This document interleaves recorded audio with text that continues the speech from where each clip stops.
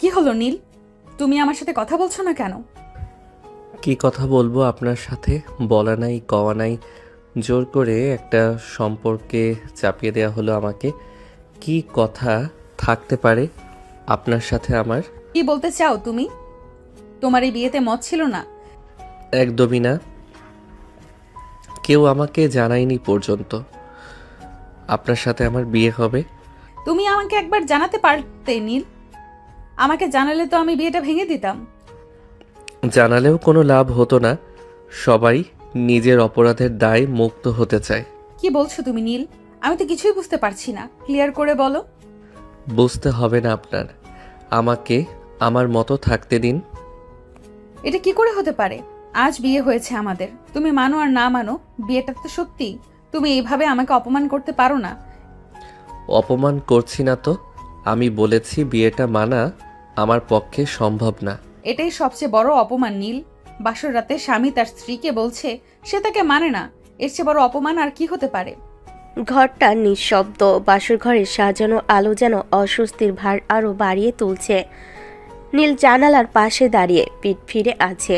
আদিবা বিছানার ধারে দাঁড়িয়ে, চোখে আগুন, অভিমান আর অপমানের আগুন। নীল ধীরে ঘুরে দাঁড়ায়, কণ্ঠে ঠান্ডা কিন্তু ভেতরে জমে থাকা ক্ষোভ স্পষ্ট। এটাকে অপমান বলবেন না। আমি শুধু বিয়েটা মানি না, আপনাকে অসম্মান করার ইচ্ছে আমার একদমই নাই। অসম্মান? বাসর রাতে স্বামী স্ত্রীর মাঝখানে দাঁড়িয়ে তুমি বলছো তুমি এই বিয়ে মানো না? এর চেয়ে বড় অপমান আর কি হতে পারে নীল? আপনি কেন বুঝতে চাইছেন না? জোর করে কিছু চাপিয়ে দিলে সেটার নাম সম্পর্ক হয় না। অনুভূতি লাগে, সম্মতি লাগে। সম্মতি? আজ আইন সমাজ সব আমাদের স্বামী স্ত্রী বানিয়েছে। এই ঘর, এই রাত সব আমার অধিকার। তুমি এখনই আমার কাছে এসে আমাকে আদর করে যথাযথ সম্মান দিবে। এটা কখনো হবে না। আপনি জোর করে কিছু চাপিয়ে দিতে পারবেন না। পারবো না? এটা আমার অধিকার নীল। তুমি কি ভাবছো আমি দুর্বল? আজ যদি তুমি আমার সামনে দাঁড়িয়ে আমাকে অস্বীকার করো, কাল পুরো বাড়ির সামনে আমাকে কিভাবে দাঁড়াতে হবে জানো? আমি কারোর সামনে আপনাকে ছোট করতে চাই না, কিন্তু নিজেকে ভেঙে দিতে পারবো না। আদিবা কিছুক্ষণ চুপ থাকে, তারপর ধীর পায়ে কাছে এসে দাঁড়িয়ে, খুব কাছে। নীলের কাজ ছুঁয়ে যায় তার শ্বাস।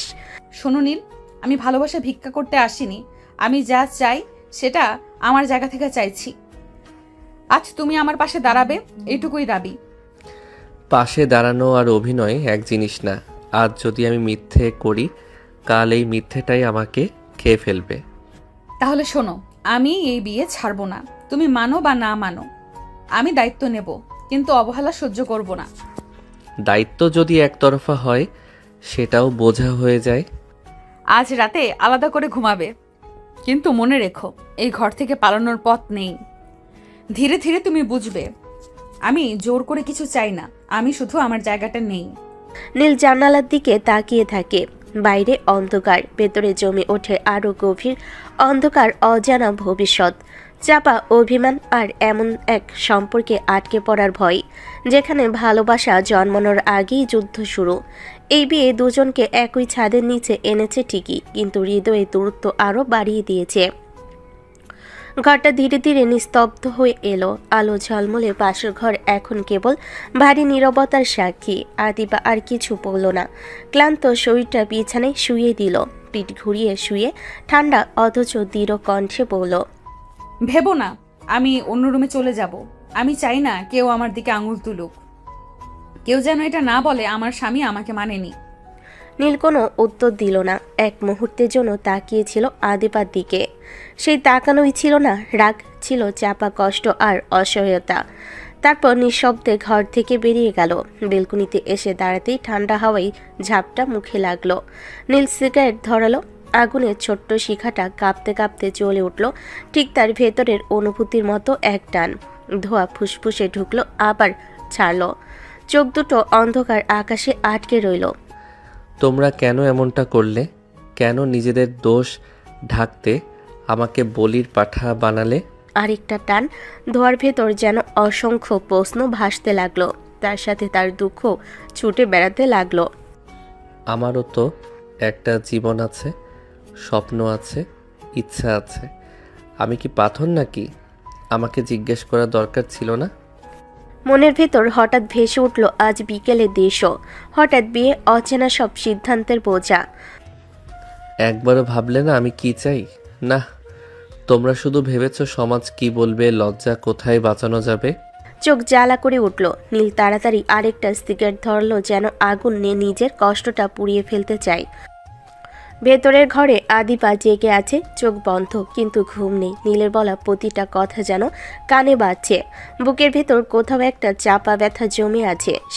আমি কি সত্যিই অন্যায় করছি, নাকি আমিও অনিশ্চিত জীবনে জড়িয়ে পড়লাম? সে পাশ ফিরে শুয়ে পড়ল। চোখের কোণে জমে ওঠা জলটা বালিশে মিশে গেল, কিন্তু মুখে কোনো শব্দ নেই। শুধু দায়িত্ব, শুধু সম্মান, শুধু সমাজ। বেলকুনিতে নীল শেষ সিগারেটটা নিভিয়ে দিল।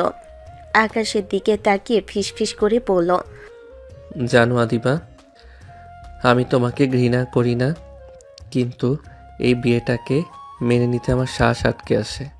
ভেতরে ঢোকার আগে একবার দরজার দিকে তাকালো। সেই দরজার ওপাশে এক অচেনা সম্পর্ক, অচেনা যুদ্ধ। একই ছাদের নিচে দুটা মানুষ, একজন সম্মান বাঁচাতে শক্ত হয়ে আছে, আরেকজন নিজের অস্তিত্ব বাঁচাতে লড়ছে।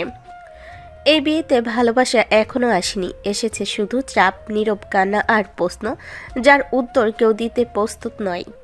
গভীর রাত, ঘরের আলোটা অনেক আগেই নিভে গেছে। বাইরের নিস্তব্ধতা, শুধু দেওয়ালঘড়ির টিকটিক শব্দ। নীল ধীরে দরজা ঠেলে ঘরে ঢুকলো। পা ফেলার শব্দটুকু যেন সে ইচ্ছে করে চাপা রাখছে। বিছানার দিকে তাকিয়ে থমকে গেল। আদিবা গভীর ঘুমে, সারাদিনের শক্ত মুখটা এখন নরম, শান্ত। শাড়ির আঁচলটা অজান্তেই একটু সরে গেছে। বুকের কাছে ছোট্ট একটা তিল নির্বিকার আলো ছাই স্পষ্ট হয়ে আছে। নীলের বুকের ভেতর অদ্ভুত একটা ধাক্কা লাগলো। সে নিজেও বুঝতে পারল না কখন ঘোরের মধ্যে এক পা এগিয়ে গেছে। মনে হলো কেউ যেন তাকে টেনে হিসড়ে নিচ্ছে, অচেনা নিষিদ্ধ টান। সে ধীরে ঝুঁকে পড়ল। খুব ক্ষণিকের জন্য তিলটার উপর ঠোঁট ছুঁয়ে গেল এক মুহূর্ত। তারপর হঠাৎ যেন নিজে চমকে উঠল নীল। দ্রুত সরে এলো। বুকের ভেতরটা ধক করে উঠল। কাপা হাতে শাড়িটা ঠিক করে দিল, যেন নিজের ভুলটা ঢেকে ফেলতে চায়। ছি ছি, এ আমি কি করলাম? বিছানা থেকে আরও একটু দূরে সরে বসে পড়ে সে ঘোরের মধ্যে কি করে ফেলেছে সে নিজেই বুঝতে পারছে না। চোখ আমি তো ওনাকে মানি না, এই বিয়েটাকেই মানি না। তাহলে কেন ওনার সৌন্দর্য আমাকে টানছে? বন্ধ করতে আদিবার মুখটা ভেসে উঠল, রাগী দৃঢ়, অথচ এই মুহূর্তে অদ্ভুত শান্ত। নীল জোর করে চোখ খুলে নেয়। এটা ঠিক না, একদমই ঠিক না। সে ধীরে বিছানার এক কোণে শুয়ে পড়ে, আদিবা থেকে যতটা সম্ভব দূরে। দুজনের মাঝে ফাঁকা জায়গাটা যেন শুধু শারীরিকটা, ওটা ভরা অস্বীকার, দ্বন্দ্ব আর না বলা প্রশ্নে। কিছুক্ষণ পর নীলের নিঃশ্বাস ধীরে আসে, চোখ বুজে যায়, আর আদিবা ঘুমের ভেতরও যেন কিছু টের পায়। কপাল সামান্য কুঁচকে যায়, কিন্তু ঘুম ভাঙে না। ভোরের আলো ফোটার আগের সময়টা। ঘরটা আধো অন্ধকার, নিস্তব্ধ। ঘুমের ঘরে নীলের মনে হলো কেউ তাকে খুব কাছে টেনে নিয়েছে। উষ্ণ এক শ্বাস, গলার কাছে আলতো ছোঁয়া, ঠোঁটে নরম স্পর্শ। হঠাৎ নীলের ঘুম ভেঙে গেল। চোখ খুলে সে আঁতকে উঠল। আদিবা তার বুকের উপরে ঝুঁকে ঘুমের ভেতরেই তাকে জড়িয়ে ধরে আছে। অবচেতন মনে গাল, গলা, ঠোঁট ছুঁয়ে নামছে। সেই ছোঁয়ায় নীলের নিঃশ্বাস যেন থমকে গেল। আদিবা, সে আলতো করে সরাতে চাইল, কিন্তু আদিবা সরে না, বরং আরো কাছে আসে। ঘুমের ঘরে কোনো হিসেব নেই, শুধু চাপা আবেগ। এক মুহূর্তের জন্য নীলের সমস্ত প্রতিরোধ ভেঙে পড়ল। মনের ভেতরে দ্বন্দ্ব, অস্বীকার, সব যেন ঝাপসা হয়ে গেল। সে বুঝতে পারল এই অনুভূতিটা থেকে পালানো আর সহজ নয়। ঠিক তখনই দরজায় টোকা। দুজনেরই যেন একসাথে হুঁশ ফিরল। আদিবা চমকে উঠে সরে এলো। নীলের চোখে লজ্জা, আতঙ্ক আর অপরাধ বোধ একসাথে। আমি কথাটা শেষ না করে সে দ্রুত উঠে বেলকুনিতে চলে গেল। ঠান্ডা হাওয়ায় দাঁড়িয়ে নিচের বুকে ধুকপুকানি সামলাতে লাগলো। ভেতরে আদিবা শাড়িটা ঠিক করে নিল। মুখে আবার সেই পরিচিত দৃঢ়তা, যদিও চোখে এখনো অস্বস্তির ছাপ। সে দরজার দিকে এগিয়ে গিয়ে খুলল। সামনে দাঁড়িয়ে নীলের বোন, যে আদিবার ভাইয়ের বউ। ভাবলাম ডাক দেই, নাস্তা রেডি। আদিবা স্বাভাবিক থাকার চেষ্টা করে হালকা হাসলো, তবু স্বাভাবিক হতে পারছে না সে। চোখে মুখে অস্বস্তি ফুটে উঠেছে। আসছি। দরজা বন্ধ করে সে দেওয়ালে ঠ্যাস দিয়ে দাঁড়ালো। বুকের ভেতর অদ্ভুত একটা কাঁপুনি। এই কাঁপুনি কি লজ্জার, নাকি এমন কিছু যেটাকে সে এতদিন অস্বীকার করে এসেছে? বেলকনিতে নীল আকাশের দিকে তাকিয়ে ফিসফিস করে বলল, এটা ঠিক হচ্ছে না, কিন্তু মিথ্যেও না। এই সকাল শুধু একটি অপ্রস্তুত মুহূর্ত নয়, এটা ছিল সেই সীমারেখা যেখানে অস্বীকার আর অনুভূতি প্রথমবার মুখোমুখি দাঁড়ালো। সামনে হয়তো আরও কঠিন লড়াই অপেক্ষা করছে নিজের জন্য। সকালের আলো ঘর ভরে গেছে, জানালা দিয়ে নরম রোদ ঢুকছে। বাথরুমে দরজা খুলে আদিবা বেরোতেই ঘরটা যেন এক মুহূর্তে থমকে গেল। ভেজা চুল আলতো করে গুছিয়ে হালকা রঙের একটা সুন্দর শাড়ি পরেছে সে। শাড়ির ভাঁজে ভাঁজে তার ব্যক্তিত্ব গম্ভীর, আত্মবিশ্বাসী স্ত্রীয়ত্বের মতোই দৃঢ়। অথচ আজ তাকে অদ্ভুতভাবে কোমল লাগছে। নীল অজান্তেই তাকিয়ে থাকে, চোখ সরাতে পারে না। এই মেয়েটা এত সুন্দর কেন? শুধু চেহারা না, একটা আলাদা উপস্থিতি আছে ওর। শোনো নীল, পরিবারের সবার সামনে একদম খারাপ ব্যবহার করবে না, এটা পরিষ্কার করে বলে দিলাম। সামনে পিছনে কখনোই খারাপ ব্যবহার করব না। খারাপ ব্যবহার করবে না বলেই তো খারাপটাই করছো। বিয়ে না মানার সাথে খারাপ ব্যবহারের সম্পর্ক কি? অবশ্য সম্পর্ক আছে, বিয়ে না মানাই সবচেয়ে বড় খারাপ ব্যাপার। আমি কাউকে অপমান করতে চাই না দিবা, কিন্তু নিজের অনুভূতিকে অস্বীকার করাও তো নিজের সাথে খারাপ ব্যবহার। আদিবা তাকিয়ে থাকে নীলের দিকে। কয়েক সেকেন্ডের নীরবতা, তারপর ঠান্ডা গলায় বলে, অনুভূতি আসবে সময় নিয়ে, কিন্তু দায়িত্ব এড়িয়ে যাওয়ার সুযোগ নেই। মনে রেখো, এই বাড়িতে আমি শুধু তোমার স্ত্রী না, সবার সামনে সম্মানের জায়গায় আছি। আমি সেটা ভাঙবো না। আদিবা চলে যায়। নীল একা দাঁড়িয়ে থাকে, তার চোখে এখনো আদিবা শাড়ি, তার দৃঢ়তা, তার অদ্ভুত সৌন্দর্য ভাসছে। নিচতলার ড্রয়িং রুমে পা দিতে আদিবা টের পেল বাড়িটার বাতাস আজ অন্যরকম। সবাই আছে, কথা আছে, কিন্তু কোথাও একটা অদৃশ্য চাপ। ভাবি এগিয়ে এসে কণ্ঠটা ইচ্ছে করে নরম রাখলো। কোনো অসুবিধা হচ্ছে না তো আদিবা? তেমন কিছু হবে না ভাবি। একটু থেমে সে চারপাশে তাকালো। নীলের মা, খালামুনি, দু একজন আত্মীয়, সবাই যেন অপেক্ষায়। আদিবা আর চুপ থাকলো না। কিন্তু একটা কথা জানতে চাই, কাল হঠাৎ কি এমন ঘটেছিল যে তোমরা নীলের সাথে আমার বিয়ে দিলে, তাও আবার ওর ইচ্ছের বিরুদ্ধে? এক মুহূর্তে ঘরের পরিবেশ বদলে গেল। হাসি থমকে গেল, চোখে চোখ পড়তে চাইল না কারোর। যেন সবে একসাথে শ্বাস নিতে ভুলে গেল। ভাবির মুখ শক্ত হয়ে গেল।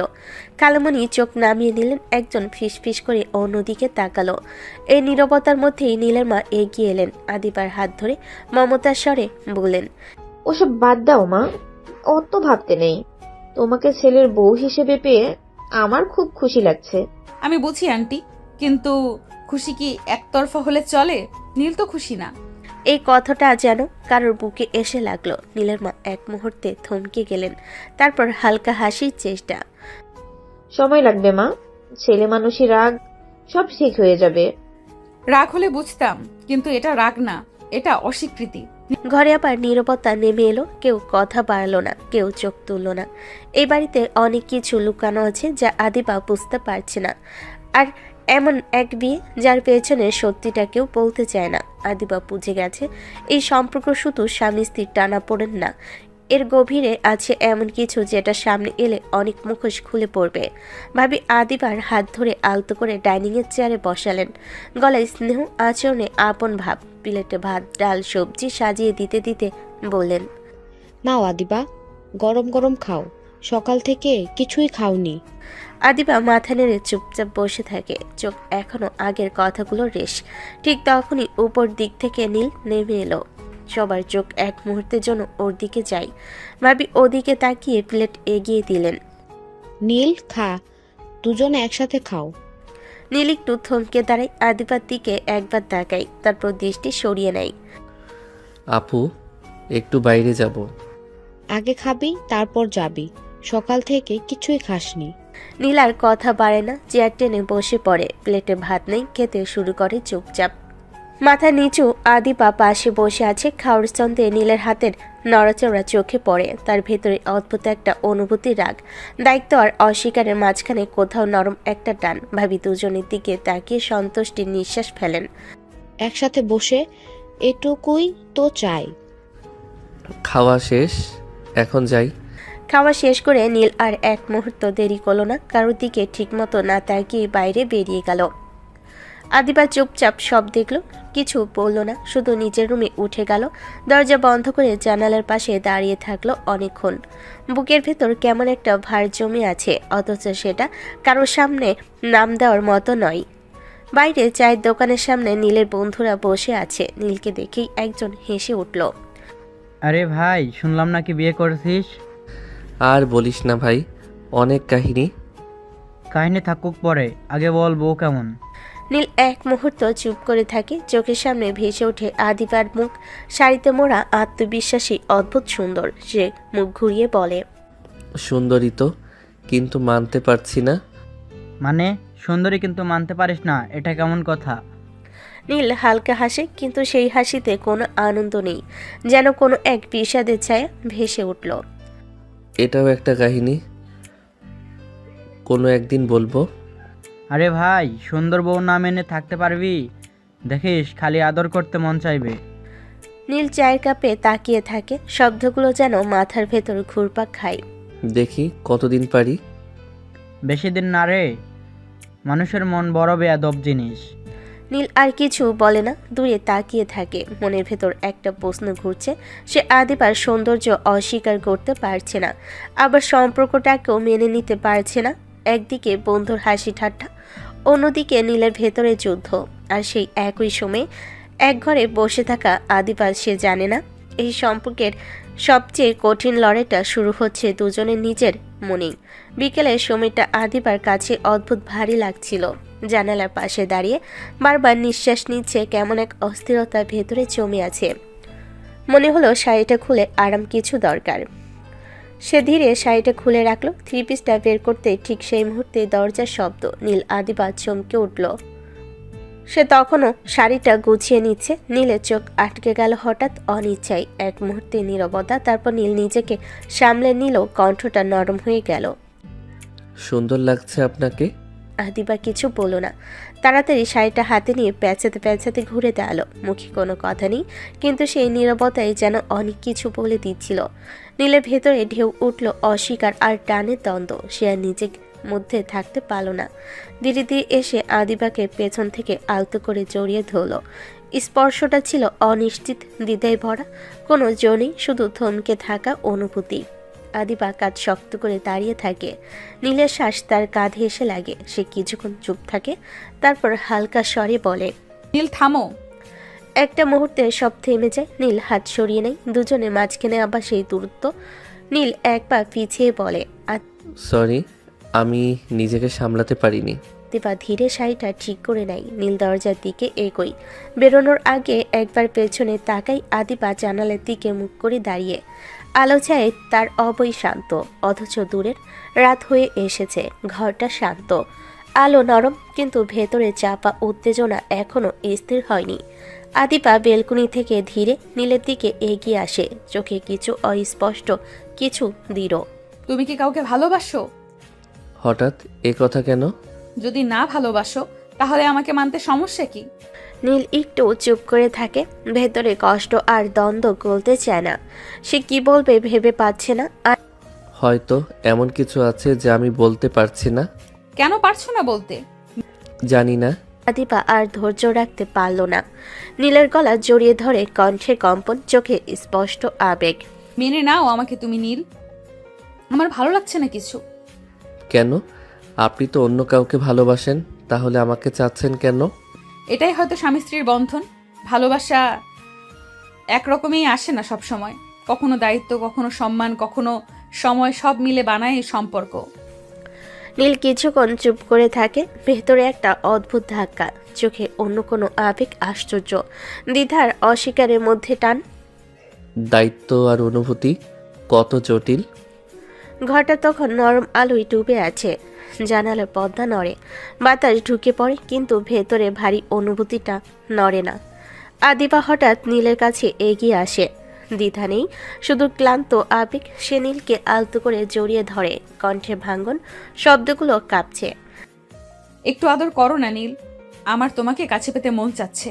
মনে হচ্ছে নিজের সবচেয়ে প্রিয় জিনিসটা হারিয়ে ফেলেছি। নীল আটকে ওঠে। এই নরম অনুরোধের জন্য প্রস্তুত ছিল না সে। এবার কি করবে সে?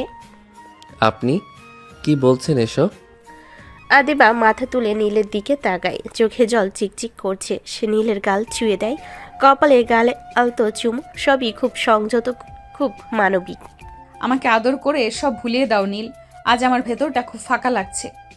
নীল নিঃশ্বাস টেনে নেয়, হাত দুটো যেন কোথায় রাখবে বুঝে উঠতে পারে না। নীল আদিবা, এটা সহজ না। প্লিজ সোনা, আজ রাতটা আমাকে দাও। কোনো প্রতিশ্রুতি চাই না, কোনো হিসাবও না, শুধু পাশে থাকো। চুপ করে থাকে, তার ভেতর আবার সেই দ্বন্দ্ব, অস্বীকার আর টান। সে ধীরে আদিবার কাঁধে হাত রাখে, খুব আলতো। আমি চেষ্টা করছি বুঝতে। আমিও হারিয়ে ফেলেছি অনেক কিছু। আজ বুঝতে না পারলেও চলবে, শুধু থাকো।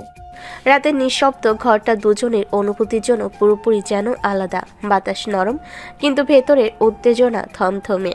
আদিবা হঠাৎ নীলের দিকে এগিয়ে আসে, চোখে আগুন আর মনোকষ্টের মিশ্রণ।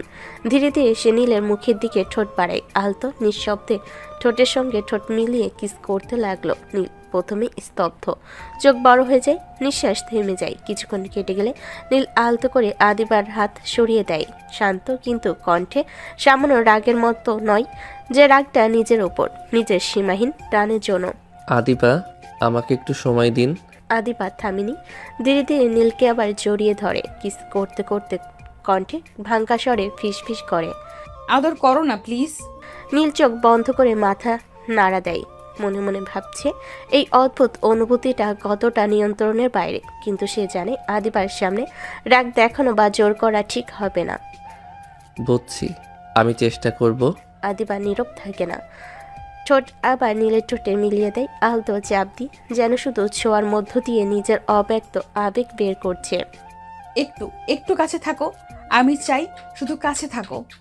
নীল ধীরে শ্বাস নেয়, হাত আলতো করে আদিবার পিঠে রাখে। দুজনের মধ্যে নীরবতা এখন কথা ছাড়াই অনেক কিছু বলে দিচ্ছে। ভিতরে থাকা দ্বন্দ্ব, টান আর অস্বীকারের মধ্যে যে কোমল সংযোগ তৈরি হয়েছে।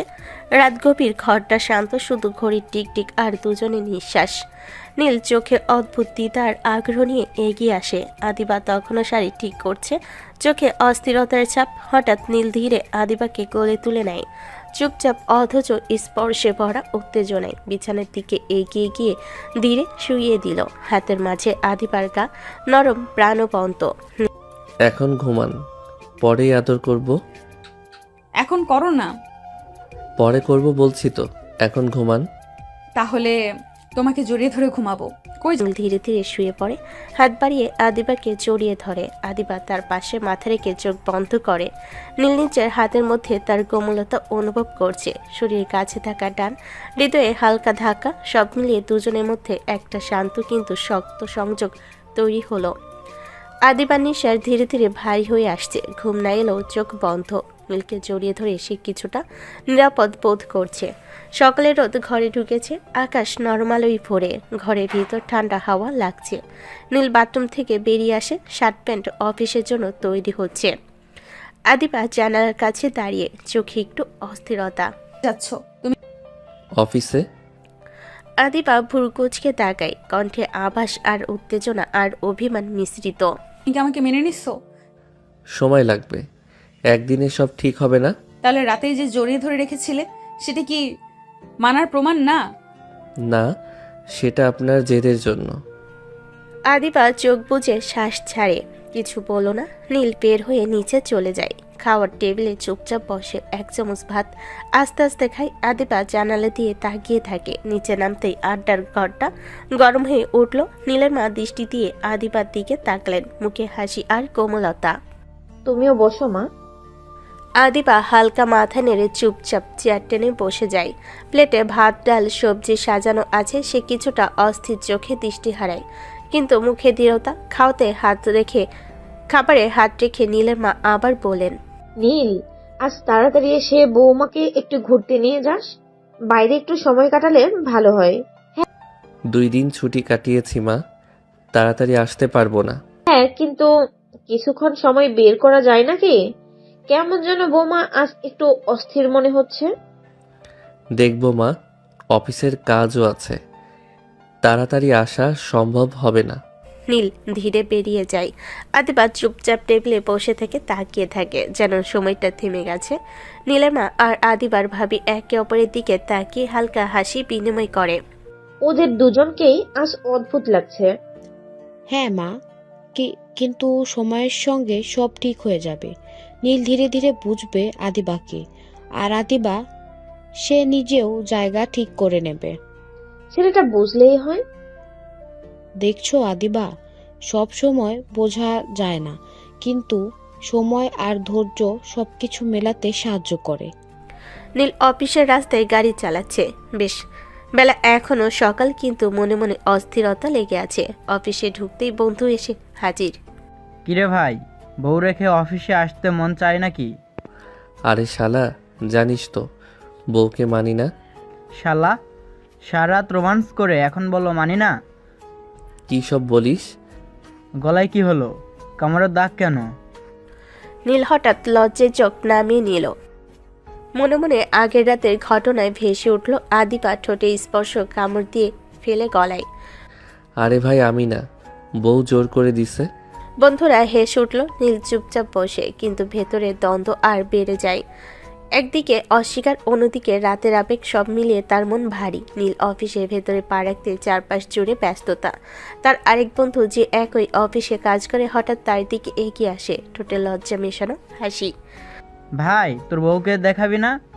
না, তুই শালা যে লুচ্চা, আমার বউয়ের দিকে নজর দিবি? বউ মানো না তাই এত দরদ? মানলে তো কি করবি? না মানলেও আমারই বউ। বন্ধুর হাসি আটকে রাখতে পারল না। হঠাৎ নীলের পাশে এসে হালকা ঠাট্টা করে বলে, দেখবি তো একদিন বউকে চোখে চোখে রাখতে পারবি না। নীল ভুর কুচকায়, ভেতরে অদ্ভুত টান। বন্ধু দুষ্টামি মনে হয় হালকা, কিন্তু ভেতরে নীল জানে এটাই আসল পরীক্ষা শুরু। বাড়ির আঙ্গিনা শান্ত, দুপুরে সূর্য ঘরের মধ্যে নরম আলো ঢুকাচ্ছে। নীলের তুলা ভাই তখন বাড়িতে আসে। বাড়ি যাবে না? তুমি তো 3 দিন এখানে এসেছো। যাবো তো, কদিন থাকি। তুমি নেই, আদিবাও নেই, বাড়িটা একদম ফাঁকা। আদিবা তো এই বাড়ির বউ, এত সহজে যেতে পারবে না। তুমি চলো। ভাবি একবার কপাল ভাঁজ করে তারপর হালকা করে মাথা নেড়ে বলল, আচ্ছা, কাল যাব। এই কথার সঙ্গে সঙ্গে নীলের মা রান্নাঘরে গিয়ে হাত তুলে নেয়। জামাই এসেছে, সবকিছু ঠিক রাখতে হবে। তিনি যত্ন সহকারে নানান পদ রান্না করতে লাগলেন জামাইয়ের জন্য। সারা বাড়ি ভরে উঠল রান্নার গন্ধে। সন্ধ্যা ঘনিয়ে আসে, আকাশে নরম আলো, বাতাসে হালকা ঠান্ডা। ঘরের ভেতর সবুজ আলো ও ছায়া মিশে একটা শান্ত পরিবেশ তৈরি করেছে। আদিবা ধীরে ধীরে দুলাইয়ের দিকে এগিয়ে আসে, চোখে অস্থিরতার ছাপ। ভাইয়া, আমাকে বাড়ি নিয়ে চলো না। বোন, এখন তো তোর বিয়ে হয়েছে, চাইলেই কি নিজের মন মতো চলতে পারবি? নীলের থেকে অনুমতি নিতে হবে তো। নীল কিছু বলবে না, ও তো আমাকে মানে না। ঠিক সেই মুহূর্তে দরজা খোলা হলো। নীল ধীরে ধীরে প্রবেশ করলো। দুলাইয়ের চোখে খুশির আভাস, ঠোঁটে হালকা হাসি। কেমন আছেন ভাইয়া? ভালো। আর তুমি কেমন আছো নীল? ভালোই আছি। আদিবা নীরবে পাশ থেকে দেখছে। মনে মনে হচ্ছে নীল এখানে আছে, কিন্তু এখনো অস্বীকারের গহ্বরে ডুবে আছে। সে নিজেকে সামলাচ্ছে, ভেতরে টান আবেগ আড়াল করে, অথচ চোখে অদ্ভুত কোমলতা। রাতের আলো ঘরে নরম, বাতাসে হালকা ঠান্ডা। খাবারের টেবিল সাজানো, ভাত ডাল সবজি মাছ মাংস, হালকা সুগন্ধ ছড়িয়ে আছে। সবার চোখে এক অদ্ভুত আনন্দ, কিন্তু কথাবার্তার মধ্যে একটু উত্তেজনা। দুলাভাই হাসি মেশানো কণ্ঠে বললেন, নীল, চলো আমাদের বাড়ি থেকে ঘুরে এসো। বিয়ের পর তো আদিবা গেল না। আমার অফিস আছে ভাইয়া, ছুটি পাই, তারপর ওনাকে ঘুরিয়ে আনবো। নীলের মা, যিনি টেবিলের এক পাশে বসে সব দেখছিলেন, হালকা ভুরু কুচকে বললেন, খাওয়ার সময় এত কথা বলে না, খাও তোমরা। আদিবা চুপচাপ ভাত তুলে নিল। মনে মনে ভাবছে নীল যে সবার সামনে ভালো ব্যবহার করছে, এটাই তো অনেক। রাতের অন্ধকার ঘরকে আলতো বাতাসে ছুঁয়ে যাচ্ছে। জানালার পর্দা হালকা দুলছে, আর কাশফুলের মৃদু গন্ধ ভেসে আসছে। আদিবা ধীরে ধীরে নিজের রুমে ঢুকে আসে। আছে একটা নরম রঙের নাইট ড্রেস পরেছে, হালকা সিল্কের স্পর্শ। কোমর ও কাঁধের রেখা সূক্ষ্মভাবে ফুটে আছে। নীল ঘরের কোণে দাঁড়িয়ে তাকাচ্ছে, চোখে অদ্ভুত উত্তেজনা আর লাজ। এসব পড়বেন না? আদিপ একটু এগিয়ে এসে চোখে খুনছুটি আর ঠোঁটে হালকা হাসি দিয়ে বলল।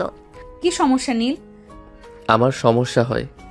আদিপা ধীরে ধীরে নীলের দিকে এগিয়ে আসে, তার কণ্ঠে মিষ্টি চ্যালেঞ্জ, চোখে আগুনের নরম চাপ। আদর করতে মন চায় নাকি? নীল কিছু বলতে পায় না, হৃদয় যেন থেমে গেছে, হাত দুটো অবচেতনভাবে বাঁধা। আদিপা তখন নীরবভাবে নীলের গলা জড়িয়ে ধরে, ঠোঁট ধীরে ধীরে নীলের ঠোঁটের দিকে চলে আসে, চুমু দেয় খুব গভীরভাবে একটা। আদর করতে মন চাইলে করো, আমি কি বারণ করেছি? নীল চোখ বড় করে তাকায়, ভেতরে দ্বন্দ্ব। কিছুক্ষণ চুপচাপ থাকলো, তারপর নিজেকে সামলে একটু সরে দাঁড়ায়, কণ্ঠে হালকা লাজের আভাস। বিরক্ত করবেন না, আমাকে আমার মতো থাকতে দিন। আদিবা হেসে আলতোভাবে নীলের হাত ধরে নিজের কাঁধে রাখা মাথা সরিয়ে বসে, মৃদু চোখে ঝিলিক। তুমি যতই মানতে না চাও, তোমার ভেতরে একটা টান আছে, আর আমি সেটা বুঝি। নীল একটু দূরে দাঁড়িয়ে চোখ মেলো, মনটা অস্থির, হৃদয় যেন নাচছে। সে জানে আদিবার প্রতি টান শুধুই বাহিক্য নয়, এটা তার হৃদয়ের গভীর অনুভূতি। কেন আমার ওকে এত কাছে পেতে মন চায়? আমি তো মানতে চাই না ওকে, তবুও কেন এমন মনে হয়? রাতের ঘর নীরব, হালকা বাতাসে জানালার পর্দা তুলাচ্ছে।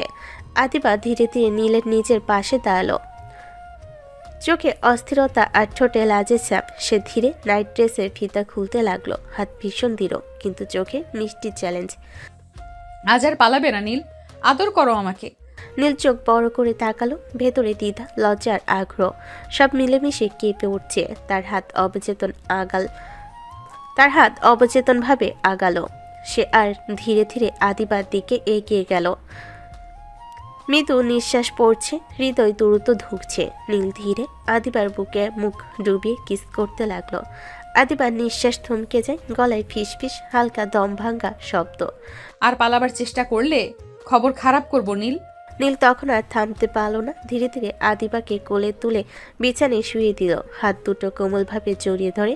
ঠোঁট ধীরে ধীরে আদিবার ঠোঁটে লাগলো, চুমুর মধ্যে মিশে আছে আবেগ, টান আর একরাশ লাজ। নীল চোখ মেলল, ভেতরে ভরা উত্তেজনা সামলাচ্ছে, কণ্ঠে কাঁপা মৃদু ফিসফিস। কত আদর লাগবে তোমার? আজ এত আদর করব, বিছানা থেকে দাঁড়াতে পারবে না। আদিবার চোখে অদ্ভুত আগুন, হৃদয় যেন নাচছে। সে লাজুকভাবে হাত বাড়ালো, নীলকে আরো কাছে টেনে নিল। তোমার আদর আজ যত দিবে তত নিব। নীল তখন পুরোপুরি হারিয়ে গেছে আবেগে চলে। প্রতিটি চুমু, প্রতিটি স্পর্শে মনে হচ্ছে সময় থেমে গেছে। বিছানা, ঘর, রাতের নীরবতা সব মিলিয়ে তাদের মধ্যে এক অদৃশ্য বন্ধন তৈরি করেছে। তাদের চোখে অস্বীকার, লাজ, আকর্ষণ আর গভীর ভালোবাসার একসাথে মিশ্রণ। রাত গভীর, ঘর নীরব, শুধু জানালার পাশে হালকা বাতাস বেলুনের মতো দুলছে।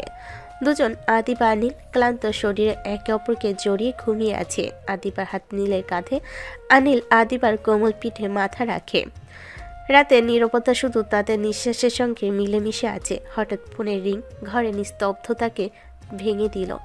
আদিবা ধীরে ধীরে চোখ মেলো, স্ক্রিনে বান্ধবীর নাম। তার গায়ে কোনো পোশাক নেই, শুধু চাদরটি শরীরের চারপাশে আলতো করে জড়িয়ে নিয়েছে। সে ধীরে বেলকনির দিকে এগিয়ে গেল, চাদর আঁকড়ে ধরে ফোন কল হলো। জানিস, হৃদয় ভাই তোকে বিয়ে না করে পালিয়ে যায়নি, উনি মারা গেছে। আদিবা হঠাৎ থমকে গেল, চোখ বড় হয়ে গেছে, হাত কম্পয়মান, নিজের কানকে বিশ্বাস করতে পারছে না। কি বলছি, মাথা ঠিক আছে তো? হ্যাঁ, আজ ওনার মায়ের সঙ্গে দেখা হয়েছিল, ওনার কবর জিয়ারত করতে এসেছিল। আদিবাকে হঠাৎ রীতিমতো আঘাত লেগে গেল। চাদর আরো আঁকড়ে ধরে সে ধীর কণ্ঠে ফিসফিস করে। এ আমি কি করলাম? হৃদয়ের উপর রাগ করে নীলকে কাছে টেনে নিলাম। হৃদয় আমাকে ঠকায়নি, আমি ভুল বুঝেছি। নীল বেলকনির দিকে তাকিয়ে আছে, কিছু বোঝে না। সে শুধু হালকা নিঃশ্বাস টেনে দাঁড়িয়ে থাকে। আদিবার চোখে জল, মুখে লাজার বেদনা মিশ্রিত। আমি তাকে বুঝিনি, আমি ভুল করেছি। সে নীলের দিকে চোখ মেলল, ভেতরে একটা দ্বন্দ্ব, রাগ, লাজ, অনুশোচনা আর আকর্ষণ সব একসাথে। সে ধীরে নীলকে কাছে টেনে নিল, যেন নিজের আবেগকে আড়াল করার চেষ্টা করছে। কি হলো আদিবা? কিছু না, আমি শুধু নিজেকে ভুল বুঝেছিলাম। নীলের কপালে হালকা ভাঁজ দিল, তার চোখে গভীর মায়া। সে আর কথা বলল না, শুধু হাত দিয়ে আদিবাকে আরো কাছে টেনে নিল। সকাল নরম আলো দিয়ে ঘরে ভরেছে, আকাশে হালকা রোদ আর জানালার বাইরে পাখির কণ্ঠ ভেসে আসছে। আদিবা ধীরে ধীরে গোসল শেষ করে রেডি হচ্ছে। নীল পাশ থেকে তাকিয়ে আছে, চোখে শুধু হালকা উদ্বেগ। কই যাও? একটু দরকার আছে। কি দরকার বলো, আমি নিয়ে যাব। দরকার নাই, আমি একাই পারবো। নীল একটু সন্দেহ মিশ্রিত চোখে তাকালো, কিছু বলতে চাইলো, চুপচাপ চোখে তাকিয়ে থাকলো। মনে মনে ভাবছে আদিবা কিছু গুরুত্বপূর্ণ কাজের জন্য বের হচ্ছে, কিন্তু কি তা জানে না সে। আদিবা বাইরে বেরিয়ে গেল। হালকা বাতাস চুল ওড়াচ্ছে এবং চোখে মুখে অদ্ভুত দুঃখের ছাপ। আরো কিছুক্ষণ পরে বান্ধবীর উপস্থিত হলো, কিছুটা উত্তেজিত অপেক্ষা করছে। আদিবা চল, হৃদয়ের কাছে যাই। আদিবা মাথা নেড়ে সম্মতি দিল। তারা ধীরে ধীরে কবরের দিকে এগোলো। কবরের পাশে এসে আদিবা থমকে দাঁড়ালো, চোখে জল, নিঃশ্বাস কাঁপছে। আমাকে ক্ষমা করো হৃদয়, তোমাকে ভুল বুঝেছিলাম। আদিবা কাঁদতে কাঁদতে কবরের পাশে বসে পড়লো, হাত ধীরে ধীরে কবরের উপর রাখলো। আগে জানলে আমি কখনো নীলের সঙ্গে এতটা ঘনিষ্ঠ হতাম না। তোমার উপর রাগ করে ওকে কাছে টেনে নিয়েছি আমি, এটা আমার সবচেয়ে বড় ভুল। বান্ধবী পাশে দাঁড়িয়ে শুধু চুপচাপ মাথা নেড়ে সমর্থন করছে। আদিবা চোখের জল মুছে নিল, কিন্তু মনে মনে ব্যথা এখনো স্পষ্ট। সকালের হালকা রোদ, কবরের সামনে নীরবতা এবং আদিবার অনুশোচনা সব মিলিয়ে এক গভীর আবেগের অধ্যায় তৈরি করেছে। সকালের হালকা রোদ কবরস্থানের চারপাশে মৃদু ছায়া ফেলেছে। আদিবা ধীরে ধীরে কবরস্থান থেকে বের হচ্ছে, চোখে আভাস দেখা যাচ্ছে কষ্ট আর অনুশোচনার। তখনই সে দেখে নীল গাড়ি নিয়ে কিছু দূর দাঁড়িয়ে আছে, চোখে অদ্ভুত উদ্বেগ। তুমি জানলে কিভাবে আমি এখানে? বাড়িতে যেহেতু যাননি সেহেতু এখানে আসবেন। তুমি জানতে হৃদয় মারা গেছে? জানি। বললেন না কেন? কখনো জিজ্ঞেস করেছেন? আদিবা চোখ মেলে তাকালো, কিছুটা লজ্জা, কিছুটা অনুশোচনা। কিছু বলার আগেই বান্ধবী পাশে এসে বলল, তোরা ঝগড়া করিস না, তোরা বাড়ি যা, আমি চলে যাচ্ছি। বান্ধবী একটু হেসে পেছনে তাকিয়ে ধীরে ধীরে চলে গেল। আদিবা নীলের দিকে তাকিয়ে দাঁড়িয়ে রইল। নীল চুপচাপ গাড়ির পাশে দাঁড়িয়ে আছে, চোখে এক অদ্ভুত কোমলতা। মনে হচ্ছে সে সব কিছু বুঝেছে, কিন্তু কিছু বলছে না। সকালে নরম রোদ গাড়ির শীতল ধাতুকে হালকা ছোঁয়াচ্ছে। নীল গাড়ির দরজা খুলে দাঁড়িয়ে আছে, চোখে এক অদ্ভুত দৃঢ়তা আর কোমলতা। গাড়িতে উঠুন। দরকার নাই, একাই চলে যেতে পারবো। জানি পারবেন, তবুও ওঠেন। আদিবা এক মুহূর্তের জন্য স্থির হয়ে দাঁড়ালো, চোখে এক অদ্ভুত দ্বিধা, ভালোবাসা, রাগ, অনুশোচনা সব মিলেমিশে ঘেরা। তারপর ধীরে ধীরে গাড়িতে চড়ল। গাড়ি ধীরে ধীরে রাস্তা ধরল। নীল চুপচাপ গাড়ি চালাচ্ছে, চোখ মাঝে মাঝে আদিবার দিকে পড়ে। আদিবাও জানে সে নীরব থাকলেও নীলের চোখে এক অদ্ভুত টান, যে টান বোঝায় সে সব বুঝেছে। কিছুক্ষণ পরে নীল গাড়ি একটি নদীর পাড়ে থামালো। পানি নীরব, হালকা স্রোত বয়ে চলেছে। পাখির কণ্ঠ, হালকা বাতাস সব মিলিয়ে পরিবেশ যেন মন শান্ত করার জন্য তৈরি। এখানে আসুন, শান্তি লাগবে। আদিবা গাড়ি থেকে নেমে ধীরে ধীরে নদীর ধারে চলে এলো। তার চোখে এখনো কিছুটা জল, মুখে হালকা শোক। হৃদয়ের কথা মনে পড়ে, ভালোবাসা, ভুল বোঝাবুঝি আর অনুশোচনা। হৃদয়, আমাকে ক্ষমা করো। আমি তোমাকে ভুল বুঝে নীলকে কাছে টেনে নিয়েছিলাম, কিন্তু এখন পেছনে সরার পথ নেই। আমি জানি, কিন্তু এখন আপনি এখানে আছেন, মন খারাপ থাকলেও ভালো লাগবে। আদিবা তার চোখে তাকালো। নীলের চোখে শান্তি, বোঝাপড়া আর অদ্ভুত কোমলতা সব মিলিয়ে তার মন ধীরে ধীরে হালকা হয়ে গেল। সে ধীরে নিঃশ্বাস ফেলে হালকা হাসি। ধন্যবাদ নীল, তোমার পাশে থাকলে মনে হয় কষ্ট কিছুটা হালকা হয়ে যায়। আপনার জন্যই আমি আছি সব সময়। নদীর ধারে শীতল বাতাসে দুজন একে অপরের পাশে দাঁড়িয়ে আছে। হৃদয়ের স্মৃতি এখনো মনে। নদীর ধারে এই ছোট্ট যাত্রা, নীলের কোমল দৃঢ়তা আর আদিবার অনুশোচনা সব মিলিয়ে তাদের সম্পর্কে নতুন অধ্যায় খুলে দিল। এখান থেকে আর কোনো ভুল বোঝাপড়া নেই, শুধু বোঝাপড়া, শুধু সংযোগ, আর ধীরে ধীরে জন্ম নিচ্ছে সত্যিকার ভালোবাসার টান। নদীর ধারে হালকা বাতাস দুলছে, নদী ধীরে ধীরে বয়ে যাচ্ছে, পাখির কণ্ঠ ভেসে আসছে দূর থেকে। আদিবা নদীর পাড়ে দাঁড়িয়ে আছে, চোখে কিছুটা দুঃখ, মুখে অদ্ভুত দ্বিধা। নীল তার পাশে এসে দাঁড়ালো, হঠাৎ সে ধীরে আদিবার পিছনে এগিয়ে এলো, কোমল হাত দিয়ে আদিবার কোমর জড়িয়ে ধরল। এখান থেকে নতুন সম্পর্কের সূচনা করি। আদিবা কিছুটা বিস্মিত হয়ে পেছন ফিরল, চোখ বড় হয়ে নীলকে দেখল। কিভাবে? নীল হালকা হাসি দিল। ধীরে ধীরে সে আদিবার ঠোঁটে ঠোঁট ডুবিয়ে কিস করতে লাগলো। আকাশের মতো নীরবতার চারপাশে শুধু তাদের নিঃশ্বাস আর হৃদয়ের তালে তালে স্পন্দন। মুহূর্তটা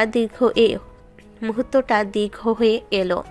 সময় যেন থেমে গেছে। নীল ধীরে ধীরে কিস শেষ করে আদিবার চোখে চোখ রেখে বলল, এখন থেকে অন্য কারো কথা নয়, শুধু আমার কথা ভাবুন। আমি তো হৃদয়কে ভালোবাসি। নীল হালকা কণ্ঠে কিন্তু দৃঢ়ভাবে আদিবার গলার চারপাশে মুখ ডুবিয়ে কিস করতে করতে বলল, আমিও ভালোবাসবো অনেক বেশি। তখন আর কারো কথা মনে পড়বে না। আদিবার হৃদয় ধুকছে, চোখে অদ্ভুত আগুন জ্বলছে। সে ধীরে নীলের হাত ধরে আরো কাছে টেনে নিল। নদীর নীরবতা, হালকা বাতাস, পানি বয়ে চলা সব মিলে এক মুহূর্তকে আরো গভীর, আরো রোমান্টিক করে তুলেছে। নতুন সম্পর্কের সূচনা, যেখানে ভুল বোঝাপড়া শেষ, অতীতের স্মৃতি ধীরে ধীরে হারিয়ে যাচ্ছে। দুপুরে নরম রোদ ঘরের ভিতরে ঢুকছে। নীল আর আদিবা ধীরে ধীরে বাড়িতে পৌঁছালো। আমরা ফিরেছি মা। কিরে, সকালে কই গেছিলি তোরা? খুঁজে পাই না সারা বাড়ি। মা, একটু দরকার ছিল। যা, ফ্রেশ হয়ে এসে লাঞ্চ করে নে। আচ্ছা মা। মা ধীরে আদিবার দিকে তাকালো, চোখে কোমলতা, মুখে মৃদু হাসি। তিনি বেশ পছন্দ করে আদিবাকে। তুমি ঠিক আছো মা? ঠিক আছি মা। তোমরা ফ্রেশ হয়ে এসো। মা ধীরে ধীরে চলে গেল রুমের দিকে, যেন তাদের দুজনকে একা থাকার জন্য সময় দিচ্ছে। নীল আর আদিবা এক মুহূর্ত দাঁড়িয়ে রুমের দিকে তাকিয়ে আছে। নিঃশব্দতা, কিন্তু চোখের দিকে তাকালে বোঝা যায় নদীর পাড়ে কাটানো মুহূর্তগুলোর প্রভাব এখনো তাদের হৃদয়ে বিদ্যমান। মা আমাদের আর কিছু জিজ্ঞেস করবে না? হ্যাঁ, এখন থেকে শুধু আমাদের সময়। মা আমাদের স্পেস দিছে, বুঝেছো? দুজন ধীরে ধীরে রুমের দিকে এগোলো, যেন দুপুরের এই নীরবতা তাদের নতুন সম্পর্কের জন্য এক নরম আবরণ তৈরি করেছে। রুমের দরজা ধীরে ধীরে বন্ধ হলো। নীল পাশের দিকে দাঁড়িয়ে, চোখে অদ্ভুত কোমলতা আর একটু শৈশবের মতো খুনসুটি। নীল ধীরে ধীরে আদিবার কাছে গেল। কি হলো? ফ্রেশ না হয়ে এখানে কি? ফ্রেশ তো হবই সোনা, তার আগে আর একটু আদর করে নেই। এই না, দিনের বেলা এসব কি? বউ, আদর করতে দিন। রাত নাই সোনা, আসো। আদিবা চোখ বড় করে তাকালো। কিছুক্ষণে দ্বিধা, তারপর নীল ধীরে ধীরে আদিবা ঠোঁটে ঠোঁট ডুবিয়ে কিস করতে লাগলো। আকাশের মতো নীরবতা ঘরে ভরেছে, শুধু নিঃশ্বাস আর হৃদয়ের স্পন্দন। কিছুক্ষণ কিসের পর নীল ধীরে ধীরে আদিবার শাড়ি সরিয়ে দিল। ধীরে ধীরে আদিবার বুকে মুখ ডুবিয়ে কিস করতে লাগলো। আদিবার শরীর কম্পমান, চোখে অদ্ভুত আগুন এবং ঠোঁটের ছোঁয়ায় মন আবেগে ভরে গেল। নীল তাকে ধীরে বিছানায় শুইয়ে ধরে রাখলো, শরীরের স্পর্শে আদর করতে লাগলো। আজ দিন শুধু তোমার সোনা, সব ভুলে যাও। আদিবার চোখ বন্ধ করে নীলের আদর উপভোগ করলো। মনে মনে ভাবছে, দিনের আলো, পৃথিবীর দৃষ্টি কিছুই এখন গুরুত্বপূর্ণ নয়, কেবল এই মুহূর্ত, কেবল নীল, ঘরের নিস্তব্ধতা, দিনের আলো, আদর আর স্পর্শ সব মিলে একটি গভীর রোমান্টিক অধ্যায় তৈরি হলো। দুজন ফ্রেশ হয়ে একসাথে নিচে খেতে আসে। ডাইনিং টেবিলে গরম ভাত, তরকারি গন্ধে ঘরে ভরে আছে। নীলের মা নিজ হাতে খাবার তুলে দিচ্ছে। আদিবা চুপচাপ বসে আছে, মুখে শান্ত ভাব, চোখে হালকা চিন্তা। নীল খেতে খেতেই মায়ের দিকে তাকিয়ে বলল, মা বাবা তো আমার বিয়ের দিনই ব্যবসার কাজে চলে গেল। এখনো কি কাজ শেষ হয়নি? না রে, আর 2-1 দিন লাগবে বললো। কাজটা নাকি বড়। তোরা চাইলে কোথাও থেকে গিয়ে ঘুরে আয়, মন ভালো হবে। নতুন বউ, নতুন সংসার, সময় দিলে সুন্দর হয়।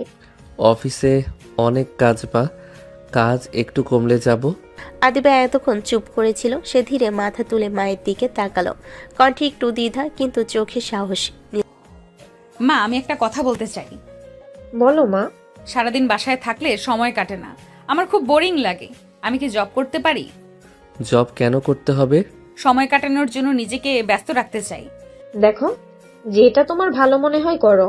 মন ভালো থাকাটাই সবচেয়ে জরুরি। না হলে আমাদের অফিসেই বসো, পরিচিত পরিবেশ, সুবিধাও হবে। আচ্ছা, তাহলে তাই বসবো। কিছু না বলে আদিবার দিকে তাকিয়ে থাকলো। চোখে ছিল চিন্তা, আবার কোথাও একটা গর্ব। এই মেয়েটা শুধু সংসার নয়, নিজের জায়গাটাও তৈরি করতে চায়। খাবারের টেবিলে এই ছোট্ট কথোপকথনই ধীরে ধীরে বদলাতে শুরু করলো সম্পর্কের সমীকরণ।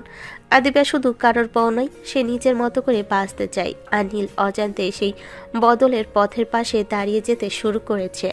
রাত গভীর হয়ে এসেছে, ঘরের আলোটা নরম, পর্দার ফাঁক দিয়ে চাঁদের আলো এসে মেঝেতে ছড়িয়ে পড়েছে। নীল চুপচাপ বিছানার পাশে দাঁড়িয়ে আদিবার দিকে তাকিয়ে আছে। নীল বলল, তুমি সত্যি পারবে ব্যবসা সামলাতে? আদিবা বিছানার ধারে বসে চুলে হাত বুলাতে বুলাতে তাকালো তার দিকে, চোখে আত্মবিশ্বাসের ঝিলিক। তুমি না পারলেও আমি পারবো। নিজের ব্যবসা ছেড়ে চাকরি করো, এটাই আমার কাছে অদ্ভুত লাগে। আমি জটিল হিসাব নিকাশে একটু দুর্বল, তাই চাকরিটাই নিরাপদ মনে হয়। ভয় পেও না, সবকিছু আমি সামলাতে পারবো। আমাদের দুজনের স্বপ্ন তো একটাই। আমি জানি তুমি অনেক সাহসী। পাম মেরো না। পাম না সোনা, সত্যি বলছি, তুমি খুব স্ট্রং। হয়েছে, এবার সরো। কিন্তু নীল আর এক পা এগিয়ে এসে আদিবার কাছাকাছি দাঁড়ালো। তার কণ্ঠ নরম হয়ে এলো। এখন কোনো সরাসরি নাই? আদিবার হাত ধরে এসে আলতো করে টান দিল। মুহূর্তে ঘরের বাতাস বদলে গেল। নীল আদিবার কপালে আলতো স্পর্শ রাখলো, তারপর চোখের দিকে তাকিয়ে ধীরে ধীরে কাছে এলো। আদিবার শ্বাস ভারী হয়ে উঠল, কিন্তু সে কিছু বলল না। নীল ফিস করে বলল, আজ শুধু তুমি আর আমি।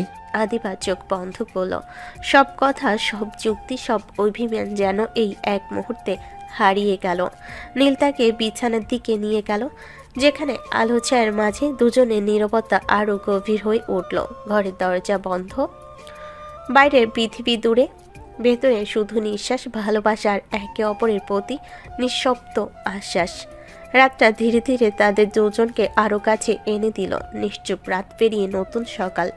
জানালার ফাঁক দিয়ে রোদ ঢুকে ঘরটা আলোকিত করে তুলেছে। নীল আয়নার সামনে দাঁড়িয়ে অফিসের জন্য রেডি হচ্ছে। সাঁতরের বোতাম লাগাতে লাগাতে চোখে মুখে দায়িত্বের ছাপ।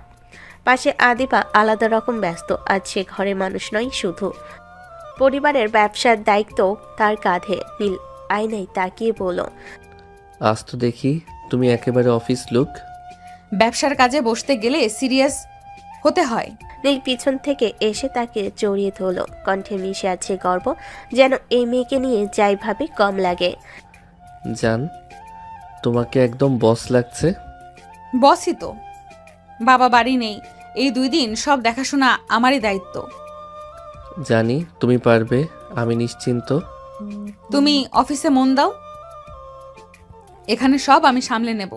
নীল আর কিছু না বলে আলতো করে আদিবার ঠোঁটে কিস করে নিল। একটা ছোট্ট ভরসার স্পর্শ। সাবধানে থেকো। দুজন একসাথে ঘর থেকে বেরিয়ে নিচে নামলো। ডাইনিং টেবিলে মা আগে খাবার সাজিয়ে রেখেছেন। নীলের দিকে তাকিয়ে বললেন, দেরি হবে না তো অফিসে? না মা, আজ তাড়াতাড়ি বেরোবো। আর তুমি আজ বড় দায়িত্ব নিয়েছো মা। চেষ্টা করব মা, যেন কোনো ঘাটতি না থাকে। তুমি থাকলেই আমাদের ভরসা। খাবারের টেবিলে হালকা গল্প, নরম হাসি আর নতুন দিনের প্রস্তুতি। নীল অফিসের পথে বেরোবে আর আদিবা বসবে পরিবারের ব্যবসার হিসাব নিকাশে। দায়িত্ব আলাদা হলো, লক্ষ্য একটাই, এগিয়ে যাওয়া। সকাল গড়িয়েছে। অফিসে ঢুকেই আদিবার চোখে পড়ে নতুন এক পরিবেশ। বড় অফিস ঘর, কাছে দরজা, ব্যস্ত মানুষের যাতায়াত, সবকিছু ভেতরে আজ তার উপস্থিতি আলাদা গুরুত্ব নিয়ে এসেছে। আদিবা ভেতরে পা দিতেই সবাই একসাথে উঠে দাঁড়ায়। আসসালামু আলাইকুম ম্যাডাম। কণ্ঠগুলোতে সম্মান, চোখে কৌতূহল। আদিবা হালকা হাসি দিয়ে মাথা নেড়ে উত্তর দেয়, ওয়ালাইকুম আসসালাম। সবাই বসুন, কাজে মন দিন। কিন্তু সবার চোখে যে উচ্ছ্বাস, সেটা একজনের চোখে নেই। ম্যানেজার চেয়ারে বসে আছে, মুখে কোনো হাসি নেই, বরং কেমন একটা গম্ভীর ছায়া। আদিবা সেটা প্রথম দেখাতে টের পেয়ে যায়, তবুও কিছু বলে না। চুপচাপ নিজের চেয়ারটায় গিয়ে বসে পড়ে। কয়েক সেকেন্ডের নীরবতা, তারপর শান্ত কণ্ঠে আদিবা বলে, ম্যানেজার সাহেব, জি ম্যাডাম। গত 2 মাসের কাজের পুরো হিসেবের ফাইলটা নিয়ে আসুন। এই কথাটা শুনে ম্যানেজারের মুখের রং বদলে যায়, চোখের পাতা একটু কেঁপে ওঠে, গলা শুকিয়ে আসে। দুই মাসের? হ্যাঁ, ইনকাম, খরচ, অর্ডার, পেমেন্ট সব কিছু।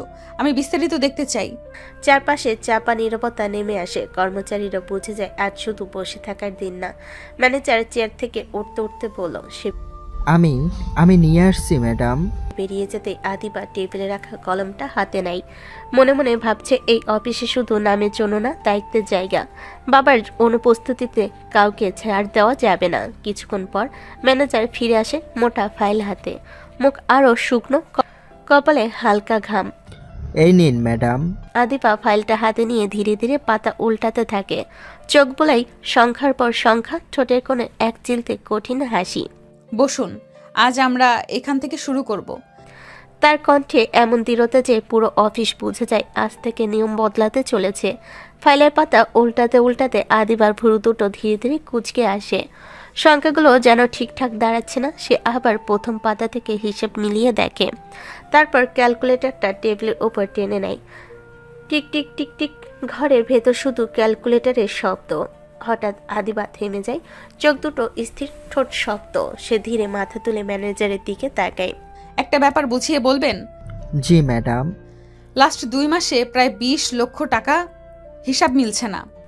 এই কথা শুনে ম্যানেজারের মুখ একেবারে ফ্যাকাশে হয়ে যায়, কণ্ঠ কেঁপে ওঠে। ম্যাডাম, আমি তো কিছুই জানি না। আমি শুধু উপরে যা আসে তাই দেখি। আদিবা আবার ফাইলের ভেতর চোখ বুলায়। তার চোখ আটকে যায় একটা নির্দিষ্ট তারিখে। ঠোঁটের কোণে তীক্ষ্ণ হাসি ফুটে ওঠে রাগ আর বুদ্ধির মিশেলে। মজার ব্যাপার জানেন, আমাদের বিয়ের দিন থেকে আজ পর্যন্ত এই কয়দিনে 10 লক্ষ টাকার গরমিল। ম্যাডাম, আমি সত্যি জানি না, হয়তো ভুল হয়েছে। হঠাৎ আদিবা চেয়ার ঠেসে উঠে দাঁড়ায়, কণ্ঠ এবার স্পষ্ট শক্ত। সে এবার প্রচণ্ড রেগে ধমক দিয়ে বলল, ভুল হলে একবার হয়, বারবার না। বলেন তো, অফিসের টাকার হিসেব কে রাখে? হিসাব রক্ষক মানে অ্যাকাউন্টস অফিসার রাখে ম্যাডাম। তাকে এখনই ডেকে পাঠান, এই মুহূর্তে। তার চোখে এমন দৃঢ়তা যে কেউ আর প্রশ্ন করার সাহস পায় না। ম্যানেজার তড়িঘড়ি করে ফোন বের করে কল দিতে থাকে। অফিসের ভেতর চাপা টেনশন ছড়িয়ে পড়ে। আদিবা আবার নিচের চেয়ারে বসে পড়ে, ফাইলটা সামনে খুলে রেখে ধীরে বলে, আজ হিসেব মিলবেই। এখানে কেউ ভুল করলে বা লুকালে কাউকে ছাড় দেওয়া হবে না।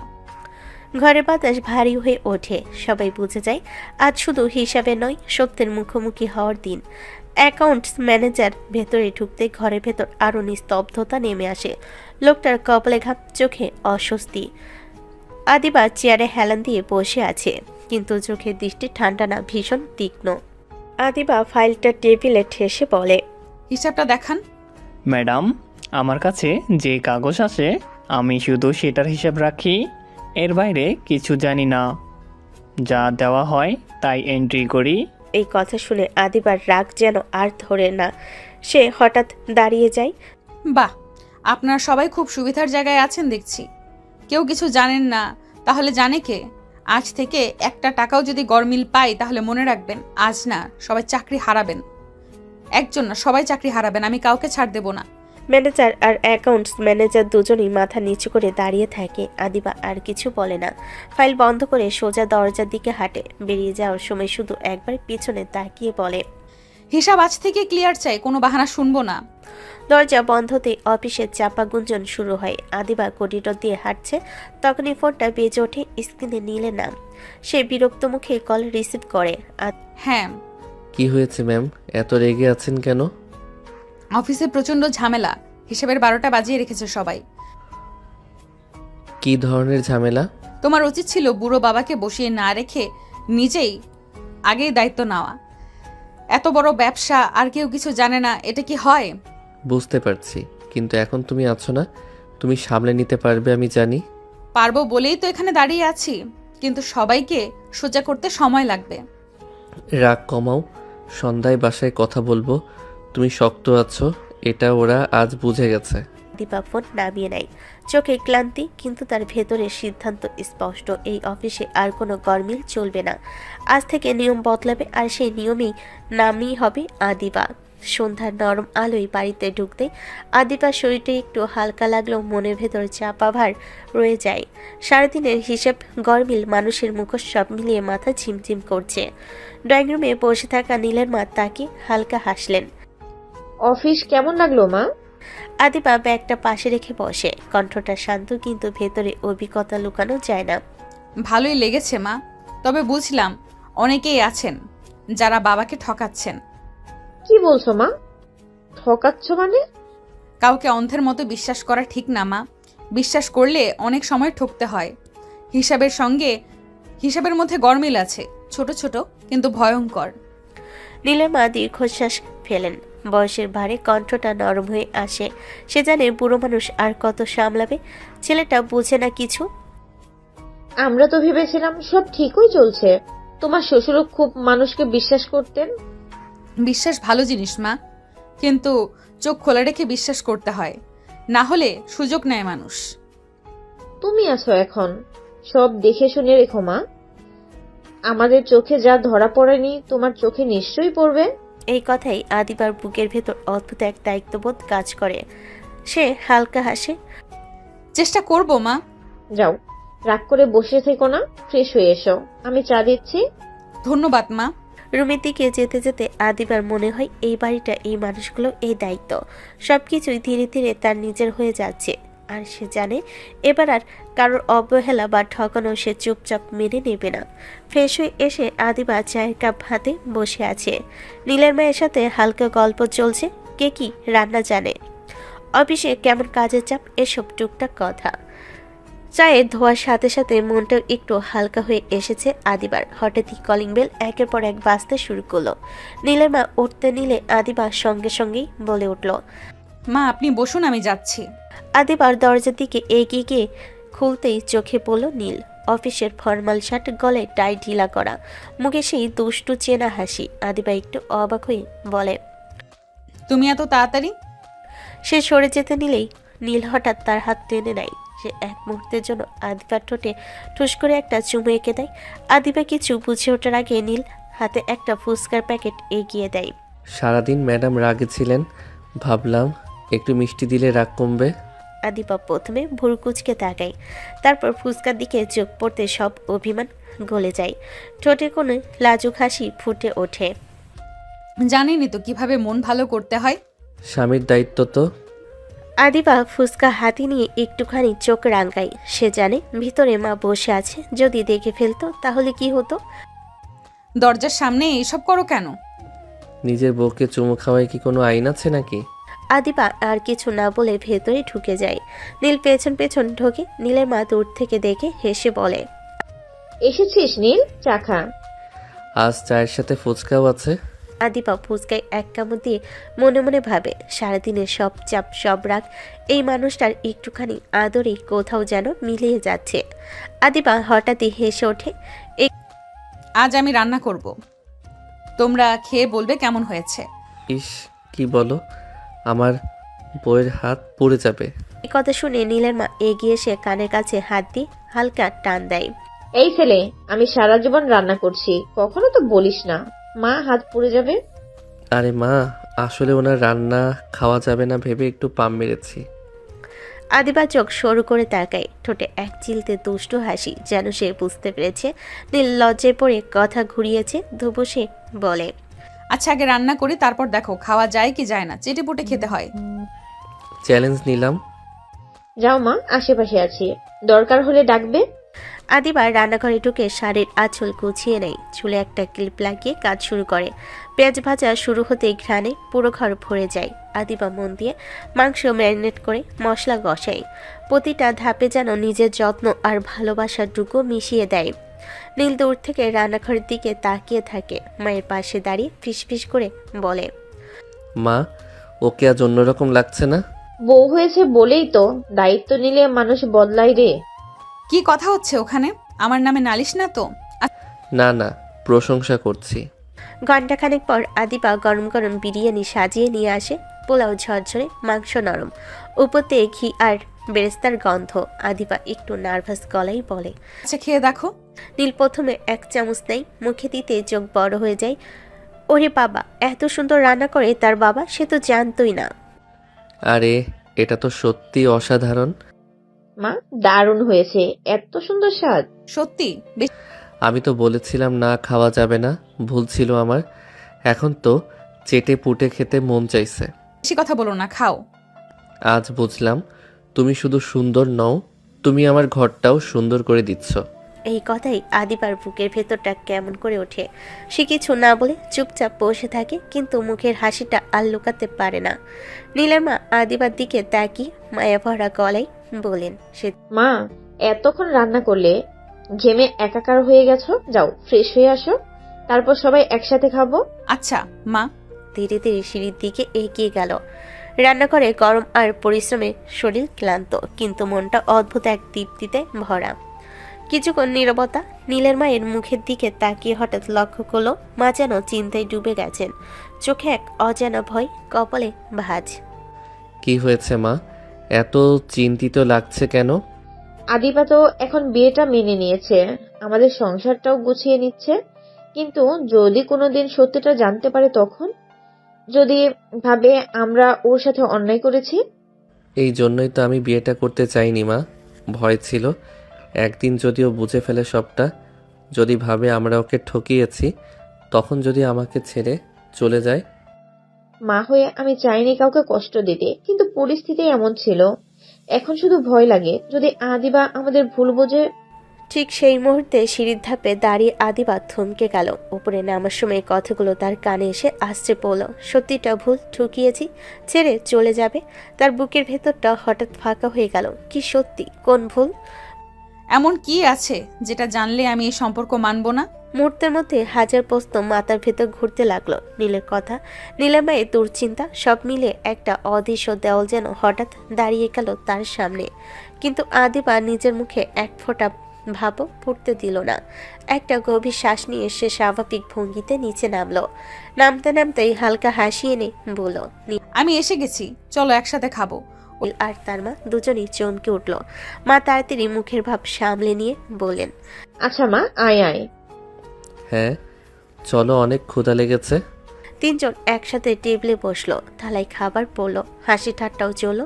বাড়ি থেকে দেখলে মনে হবে একটা পরিপূর্ণ সুখী পরিবার। কিন্তু আদিবার ভেতরে তখন অন্য ঝড়। সে চামচে ভাত নেড়ে নেড়ে মনে মনে ভাবলো, ওরা কিছু লুকাচ্ছে, এমন কিছু যেটা জানলে আমি বদলে যেতে পারি। নীলের দিকে তাকালো। নীল স্বাভাবিক থাকার চেষ্টা করছে, কিন্তু চোখ এড়িয়ে যাচ্ছে বারবার। আদিবা মনে মনে প্রতিজ্ঞা করলো সত্যিটা একদিন জানবেই, কিন্তু আজ নয়। আজ সে শুধু হাসবে, খাবে আর এই সংসারে বউ হয়েই থাকবে। কারণ রহস্য যতই গভীর হোক, সে জানে এই ঘরের ভেতরে আরেকটা বড় গল্প লুকিয়ে আছে, যার শুরু আজ সে টের পেল। রাতের নীরবতা ঘরে ছড়িয়ে আছে। আদিবা শুয়ে চোখ বন্ধ করে নীলের দিকে তাকালো। তার ভয়, তার ভাবনাগুলো যেন একে অপরের মধ্যে ছড়িয়ে পড়েছে। কিছুক্ষণ চুপচাপ থাকার পর সে নরম স্বরে বলল, তুমি জানো নীল, পৃথিবীতে সবচেয়ে কষ্টের মুহূর্ত কি? নীল পাশের দিকে হেঁটে উত্তর দিতে চাইল, কিন্তু আদিবার চোখে ভরা গভীর ভাব দেখে কণ্ঠ আটকে গেল। সে ধীরে ধীরে বলল, জানি না। কেন? আপনজনকে ঠকানো, আর যদি কেউ বুঝে যায় তাকে ঠকানো হচ্ছে, তাহলে সে সারা জীবনের জন্য চলে যায়। ও কি সব বুঝে ফেললো? এত ভেবো না, আমি শুধু বলছি আমার কাছে কিছু আড়াল করো না। সত্যিটা যতই ভয়ঙ্কর হোক আমাকে বলে দিও, আমি মেনে নিব, কিন্তু ঠকাবে না। ও কি কিছু শুনে ফেললো নাকি? ঘরে হালকা নীরবতা, কেবল বাইরে বাতাসের আওয়াজ। নীল হাত বাড়িয়ে আদিবার দিকে টেনে নিল, চোখে চোখ রেখে বলে, এসব রাখো যান, আসো আদর করি। আদিবার ঠোঁটের কোণে এক মৃদু হাসি। নীল ধীরে ধীরে তার ঠোঁটে ঠোঁট ডুবিয়ে চুমু দিতে শুরু করলো। আদিবা প্রথমে সামান্য সাড়া দিল। নীলের আবেশে ধীরে ধীরে নিজের হাত দিয়ে নীলকে জড়িয়ে ধরলো। নীল একটু এগিয়ে আদিবাকে বিছানায় শুয়ে ফেল, তার শাড়ির আঁচলে আলতোভাবে সরিয়ে দিয়ে নিজের কাছে টেনে আনলো। আদিবা লাজুকভাবে হেসে মাথা উঁচু করলো, কিন্তু হাত দিয়ে নীলকে আটকাচ্ছে যেন একসাথে অনুভূতির জোয়ার। নীল তখন গলায় কাঁধে পিঠে আদর করতে করতে বলল, জান, আজ রাতটা শুধু আমাদের, তোমাকে ঘুমানো নয়, আদর করা হবে। আমি চাইছি তুমি যতটা পারো আদর করো। রাতের এই নিস্তব্ধ ঘরে দুজনের অন্তরের অনুভূতি, ভয় আর প্রিয়তা মিশে এক গভীর আবেশ তৈরি করলো। শাড়ি ধীরে ধীরে সরানো, একে অপরকে জড়িয়ে ধরা, সব মিলিয়ে যেন সময় থেমে গেছে। নীল আদিবাকে আরো কাছে টেনে নিয়ে বলে, এখন থেকে কোনো কিছু লুকাবে না, শুধু আমার কাছে থাকো। ওকে, আমি থাকবো। ঘরে শুধু তাদের নিঃশ্বাসের শব্দ আর রাতের নীরবতা, যা এখনো তাদের আবেগের মাঝে ঘন ঘন বাজছে, যেন এই মুহূর্তটি চিরকাল স্থায়ী হবে। কয়েকদিন পর সকালে বাড়িটা যেন অন্যরকম হয়ে উঠল। নীলের বাবা ফিরেছেন এই খবরে সবাই ব্যস্ত। আদিবা নিজের হাতে কফি বানালো। মনে হলো শ্বশুরের সামনে নিজের দায়িত্বটা একটু যত্ন করে পালন করা দরকার। ট্রে হাতে নিয়ে সে ধীরে ধীরে নীলের বাবার রুমের দিকে এগোলো। রুমের দরজার সামনে এসে আদিবা হঠাৎ থমকে গেল। ভিতর থেকে কথা ভেসে আসছে, ভারী ক্লান্ত, অপরাধবোধে ভরা কিছু কথা। নীলের মা চাপা গলায় বলছেন, এতদিন তো তোমার কোনো কাজ ছিল না, তাহলে এতদিন বাইরে থাকলে কেন? বাড়িতে থাকলে অন্তত মনটা শান্ত থাকতো। কি করব বলো তুমি? আদিবার সামনে দাঁড়ালেই মনে হয় আমি ওর ভালোবাসাকে খুন করেছি। আমার জন্যই তো হৃদয় মারা গেছে। আদিবার বুকের ভেতরটা হঠাৎ যেন থেমে গেল। নীলের মা তাড়াতাড়ি বলেন, এসব কি বলছো? এটা একটা দুর্ঘটনা ছিল। দুর্ঘটনা হলেও গাড়িটা তো আমারই ছিল। আমার গাড়ির সাথে অ্যাক্সিডেন্ট হলো। আমি কিছুতেই ভুলতে পারছি না। চোখ বন্ধ করলেই মনে হয় ছেলেটা আমার দিকে তাকিয়ে আছে। এইটুকুই যথেষ্ট ছিল। আদিবার হাত থেকে মগটা ফসকে পড়ল। ঠাস ঠাস করে ভাঙ্গা মগের শব্দে যেন পুরো পৃথিবী ভেঙে পড়ল। রুমের ভেতরে কথা থেমে গেল। দরজা খুলে নীলের বাবা মা দুজনে বেরিয়ে এলেন। বাইরে দাঁড়িয়ে থাকা আদিবাকে দেখে দুজনের মুখ একেবারে সাদা হয়ে গেল। মেঝেতে পড়ে থাকা ভাঙ্গা মগ, ছড়িয়ে থাকা কফি, আর আদিবা একদম পাথরের মতো দাঁড়িয়ে আছে। চোখ দুটো ফাঁকা, ঠোঁট কাঁপছে, কিন্তু কোনো শব্দ বের হচ্ছে না। নীলের মা ছুটে এসে বলেন, কিন্তু আদিবা কিছু শুনছে না। তার মাথায় শুধু একটাই বাক্য ঘুরছে, আমার জন্য হৃদয় মরে গেছে। তার মানে হৃদয়ের মৃত্যুর দুর্ঘটনা ছিল না, শুধু এই পরিবারের সাথে জড়িয়ে আছে। নীলের বাবার গলা ভারী হয়ে এলো। মা, তুমি সব শুনে ফেলেছো তাই না? আদিবা ধীরে ধীরে চোখ তুলল। সেই চোখের আর রাগ নেই, কান্নাও নেই, আছে শুধু ভাঙ্গা বিশ্বাস আর স্তব্ধ শোক। শুধু নিচু গলায় সে বলল, হৃদয়, ওর অ্যাক্সিডেন্ট আপনাদের গাড়ির সাথে? নীলের মা আর কোনো কথা বলতে পারলেন না, চোখ নামিয়ে নিলেন। এই নীরবতাই ছিল সবচেয়ে ভয়ঙ্কর উত্তর। আদিবার বুকের ভেতর হাহাকার উঠল, কিন্তু গলা দিয়ে শব্দ বের হলো না। মনে হলো সে শুধু একজন মানুষকে হারিয়েছে নিজের বিশ্বাস, ভালোবাসা আর এই সংসারের উপর ভরসা। সে ধীরে ধীরে বলল, তাই তোমরা এতদিন আমাকে সত্যিটা বলনি? মা, আমরা তোমাকে ঠকাতে চাইনি। আমরা শুধু ভয় পেয়েছিলাম। ভয় পেয়ে গিয়েছিলেন? আর আমি কি হারিয়েছি সেটা একবারও ভেবেছেন? আর কোনো কথা না বলে আদিবা ধীরে ধীরে সেখান থেকে সরে গেল। পেছনে পড়ে রইল ভাঙ্গা মগ, ছড়িয়ে থাকা কফি, আর দুজন মানুষ যারা বুঝে গেল যে সত্যিটা এতদিন লুকিয়ে রাখা হয়েছিল। আজ সেটা শুধু প্রকাশ পায়নি, একটা সম্পর্কের ভিতটাই চিরতরে কাঁপিয়ে দিয়েছে। ডাইনিং টেবিলে বসে নীল তখনও কিছু কাগজ দেখছিল। হঠাৎ নীলের মা ছুটে এসে ভাঙ্গা গলায় সব বলে দিলেন এক নিঃশ্বাসে, থামাহীনভাবে। একটা শব্দ নীলের কানে ঢুকলো, মাথার ভেতর যেন কিছুই ঢুকছে না। নীল পাথরের মতো দাঁড়িয়ে রইল। আদিবা, ফিসফিস করে শুধু নামটা বের হলো তার মুখ থেকে। সে জেনে গেছে যেটা এতদিন ধরে সবাই ভয় পাচ্ছিল, সেটাই হয়ে গেছে। নীল আর এক সেকেন্ডও দাঁড়ালো না, দৌড়ে ঘরের দিকে গেল। ঘরের দরজা আধ খোলা, ভেতরে ঢুকতেই বুকের ভেতরটা মোচড় দিয়ে উঠল। আদিবা ফুলরে বসে আছে, হাঁটু বুকের কাছে টেনে ধরে মুখ ঢেকে হাউমাউ করে কাঁদছে। সে কান্না নীরব না, ভেঙে পড়া মানুষের কান্না। নীল ধীরে ধীরে দরজা বন্ধ করে দিল। শব্দটা শুনে আদিবা মুখ তুলল, চোখ লাল, মুখ ফ্যাকাশে, চুল এলোমেলো, কাপা গলায় সে বলল, এই জন্যই তো বিয়ের রাতে তুমি বলেছিলে সবাই নিজের অপরাধের দায় মুক্ত হতে তোমাকে ব্যবহার করেছে, তাই না? নীল কিছু বলল না, চোখ নামিয়ে ফেলল। এই নীরবতাই আদিবার জন্য ছিল সবচেয়ে ভয়ঙ্কর স্বীকারোক্তি। আদিবা উঠে এসে নীলকে জড়িয়ে ধরল, বুকের সাথে মাথা ঠেকিয়ে কাঁদতে কাঁদতে বলল, একবার বলতে পারতে নীল, একবার কেন ঠকালে আমাকে? আমি কি এতটাই দুর্বল ছিলাম? নীলের বুক ভিজে যাচ্ছিল আদিবার চোখের জলে। সে কাপা গলায় বলল, তুমি যদি সত্যিটা জানতে তুমি ভেঙে পড়তে আদিবা। তুমি নতুন করে কোনো সংসার শুরু করতে পারতে না। আদিবা মাথাতে তুলে তাকালো।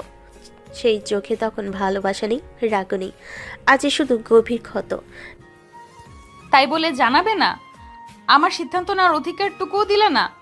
সরি সোনা, কিন্তু কিছু সত্যি আড়ালে থাকাই ভালো। সবাই সেটাই ভেবেছিল। না নীল, সব সত্যির আড়ালে থাকলে মানুষ বাঁচে না। মানুষ শুধু বেঁচে থাকার অভিনয় করে। হৃদয়কে আমি হারিয়েছি, আর আজ বুঝলাম তোমাকেও আমি ঠিকমতো কখনো পাইনি। নীল এগিয়ে যেতে চাইলে আদিবা হাত তুলে থামিয়ে দিল, যেন বুকে অনেক অভিমান জমে আছে তার। এখন না, আজ আমাকে একা থাকতে দাও। নীলের বুকের ভেতরটা ভেঙে পড়ল, কিন্তু সে আর কিছু বলল না। ঘর জুড়ে শুধু আদিবার কান্না আর নীলের নিঃশব্দ অপরাধবোধ রয়ে গেল। এই সকালটা আর কোনো ভালোবাসার ছিল না, এই সকালটা ছিল একটা সম্পর্কের সবচেয়ে কঠিন সত্যের। বিকেলের আলো নরম হয়ে আসছিল। আদিবা গোসল করে এসেছে, সুতির শাড়ি পরেছে। ঘরের বাতাস হালকা ঠান্ডা, আর বাতাসের সঙ্গে শাড়ির নরম কাপড় নড়ছে। নীল রুমে ঢুকতেই মনে হলো আদিবা যেন আরো বেশি ফ্রেশ, আরো বেশি মনমোহন হয়ে গেছে। সে আর ধৈর্য ধরতে পারল না, ধীরে ধীরে আদিবার পিছনে এসে তাকে জড়িয়ে ধরল। নীল কাপা কণ্ঠে বলল, চলো না সোনা, একটু খাই, আর থাকতে পারছি না। আমি কি তোমাকে খেতে বারণ করেছি? নীল কিছু না বলে আদিবার ঘাড়ে ঠোঁট চাপিয়ে দিল। কোমল চুমুর পর আবার বলল, বউ, না খেলে খাওয়া যায় নাকি? খাবো না। তাহলে আমাকে খাই। সঙ্গে সঙ্গে সে আদিবাকে কোলে তুলে নিয়ে তাকে বিছানায় শুয়ে দিল।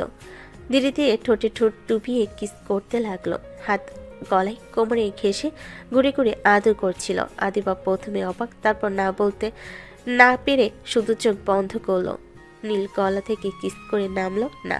বুকে চাপ আর ঠোঁটে স্পর্শে আদিবার হৃদয় হালকা দ্রুত বেজে উঠল। সে নিঃশব্দে হালকা গলায় ফিসফিস করলো, নীল। হ্যাঁ সোনা, তোমাকে খাই, বেশি বেশি আদর করি। ঘরের মধ্যে সেই নরম আলো, শাড়ি কোমলতা আর তাদের নিঃশব্দ সংলাপ, সব মিলিয়ে রোমান্টিকতা যেন ঘরের কোণে কোণে ছড়িয়ে পড়ল। নীল আর আদিবা সেই বিকেলটা কেবল একে অপরের কাছে থাকা, একে অপরকে আদর করার মধ্যে দিয়েই কাটালো। কোনো কথার প্রয়োজন হয়নি, শুধু স্পর্শ আর চোখের ভাষা। রাতের আলো, ঘরে নরম আলো ছড়িয়ে আছে। নীল আদিবাকে টেনে ধীরে ডাইনিং টেবিলে পাশে বসালো। নীলের মা বাবা দুজনেই লজ্জায় মাথা নিচু করে আছে, কারোর মুখে কথা নেই। নীলের বাবা ফিসফিস করে বলেন, নীল, আমাকে ক্ষমা করো মা, আমার জন্য সব হয়েছে। নিজেকে দোষ দিতে হবে না বাবা, হয়তো আমার কপালে হৃদয় ছিল না, তাই তো নীলকে পেয়েছি। নিজেকে দোষী ভাববেন না, আসলে হঠাৎ করে শুনেছি তাই কষ্ট পেয়েছি। পাশ থেকে আদিবাকে টেনে ধরে হাত ধরে বসে আছে, চোখে চোখ রেখে যেন বলছে, তোমার কষ্টের জন্য আমি দায়ী সোনা। তুমি দায়ী না, শুধু পাশে থাকাই যথেষ্ট। তারপর সবাই চুপচাপ খেতে লাগলো। থালার মধ্যে থাকা খাবারের গন্ধ, ধীরে ধীরে ওঠা আড্ডা, সব শব্দ মিলিয়ে ঘরে একটা শান্তি ভেসে গেল। নীলের চোখ, আদিবার চোখ, শুধু একটা শান্ত ভালোবাসার অনুভূতি। আজকে রাতটা ছিল ভুল বোঝাবুঝি ভুলে গিয়ে নতুন করে শুরু করার। পরের দিন অফিসে দুপুর গড়িয়ে এসেছে। আদিবা টেবিলে বসে আবার হিসেবের কাগজ দেখছিল, চোখে ক্ষোভ আর মন খারাপের ছাপ। হঠাৎ আদিবা দেখলো পুনরায় হিসাবে গরমিল। আদিবা রাগে দাঁড়িয়ে ম্যানেজারকে ফোন করলেন। ম্যানেজার তড়িঘড়ি করে কক্ষের দিকে এলো। আদিবা রাগ সামলাতে পারছিল না, কণ্ঠে ক্ষোভ, আবার হিসাবের গরমিল কিভাবে হলো? গতবারই ঠিক করতে বলেছিলাম। জানি না ম্যাডাম, আমি তো শুধু হিসাব সংগ্রহ করি। ঠিক আছে, তাহলে অ্যাকাউন্টসের ম্যানেজারকে ডাকো এখনই। ম্যাডাম, আমি তাকে ডেকে পাঠাচ্ছি। আজ থেকে যদি 1 টাকাও মিল না খায় আমি কাউকে ছাড়বো না। কিছুক্ষণ পর অ্যাকাউন্টস ম্যানেজার এসে দাঁড়ালেন। আদিবা ঠোঁট কুঁচকে তাকিয়ে বলেন, সব হিসাব নিয়ে এসো, কোথায় গরমিল হলো দেখাবো। হ্যাঁ ম্যাডাম, সব ব্যাখ্যা দেব। আদিবা সামান্য নিঃশ্বাস নিলেন, তারপর ফাইল খুলে প্রতিটি কাগজ চোখে ভেসে দেখলেন। মনে মনে ঠিক করলেন এবার কেউ শর্টকাট নেবে না, সব হিসাব ঠিক করতে হবে। ঘরের মধ্যে নীরবতা, কিন্তু আদিবার রাগ আর দৃঢ়তার এক মিশ্রণ। তার চোখে বসের মতো দৃঢ়তা, যা অফিসের সবাইকে দেখিয়ে দিল এবার কাউকে তার চোখের আড়ালে ঠকাতে পারবে না। অফিসের ভেতরটা অদ্ভুত থমথমে হয়ে আছে। সকাল থেকে আদিবার চোখে ঘুম নেই, মুখে ক্লান্তি, তার উপর হিসেবের গরমিল তাকে আরো কঠিন করে তুলেছে। আদিবা নিজের কেবিনে ঢুকে চেয়ারটা একটু জোরে টেনে বসলো। টেবিল ওপর ছড়ানো ফাইল, হিসেবের খাতা, ল্যাপটপ, সবকিছু যেন তার রাগের সাক্ষী। 2 ঘন্টা সময় বেঁধে দিয়েছে সে, এখন শুধু অপেক্ষা। কিন্তু এই অপেক্ষা শান্ত নয়, আগুনের মতো জ্বলছে আদিবার ভেতরে। সে ল্যাপটপটা বন্ধ করে চেয়ারে পিঠে হেলান দিল। চোখ বন্ধ করতে ভেসে উঠল নীলের মুখ, গত রাতের সেই চুপচাপ খাবার টেবিল, বাবার ভেজা চোখ, মায়ের নীরব দীর্ঘশ্বাস। সব জায়গায় কি বিশ্বাস ভাঙতেই হবে? ঘরে, অফিসে, সবখানে। আসুন। দরজা খুলে অ্যাকাউন্টস ম্যানেজার ঢুকলো, তার কপালে ঘাম, হাতে ফাইল। অ্যাকাউন্টস ম্যানেজার: আমরা চেষ্টা করছি কিছু এন্ট্রি আগের মাসের। চেষ্টা নয়, আমি সমাধান চাই। 2 মাসের হিসাব এমনভাবে গরমিল হবে কেন?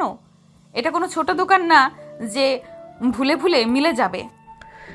অ্যাকাউন্ট ম্যানেজার মাথা নিচু করে থাকে। ঠিক তখনই ম্যানেজার কেবিনে ঢুকে পড়ে। ম্যাডাম, আমরা সত্যি বুঝতে পারছি না কোথা থেকে। না, না বোঝা কোনো অজুহাত না। আপনারা দায়িত্বে আছেন বলেই আমি প্রশ্ন করছি। আমি পরিষ্কার করেছি 2 ঘন্টা, 1 মিনিটও বেশি না। ম্যাডাম, যদি না মিলে? তাহলে পুলিশ ডাকতে বাধ্য হব।